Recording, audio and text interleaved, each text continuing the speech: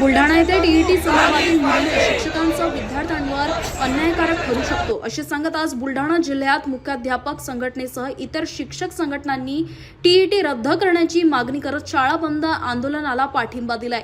जिल्ह्यात या आंदोलनाला अत्यल्प प्रतिसाद मिळालाय। नियोजित वेळेवर बहुतांश शाळा सुरू होत्या आणि शिक्षकांमध्ये आंदोलनाचे प्रमाण मर्यादित दिसले। मुख्याध्यापक संघटनेचे जिल्हाध्यक्ष सुनील जवंजाळ यांनी सांगितले की सरकारने शिक्षकांचा अंत पाहू नये, गरज पडल्यास शिक्षक आपल्या न्याय हक्कासाठी रस्त्यावर उतरतील असा इशारा त्यांनी दिलाय। आज 5 डिसेंबर रोजी शाळा बंद आंदोलन पुकारण्यात आलं होतं। बुलढाणा जिल्ह्यामध्ये नगरपालिका आचारसंहिता असल्यामुळे मोर्चाला परवानगी आम्हाला मिळू शकली नाहीत, तरी सुद्धा काळ्या फिती लावून आम्ही या आंदोलनामध्ये सहभागी आहोत आणि जाहीर पाठिंबा आमचा बुलढाणा जिल्हा मुख्याध्यापक संघटनेचा देखील या आंदोलनाला आहे। या आंदोलनामध्ये हे आंदोलन का करावं लागलं तर प्रामुख्याने 2-4 मागण्या आमच्या अत्यंत महत्त्वाच्या आहेत। त्यामध्ये सगळ्यात पहिली मागणी आहे टीईटी संदर्भात।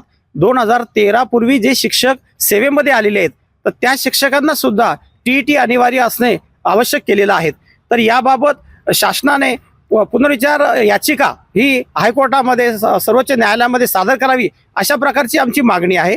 सोबतच 15 मार्च 2024ला शासनाने संचमान्यतेबाबत शासन निर्णय केलेला आहे।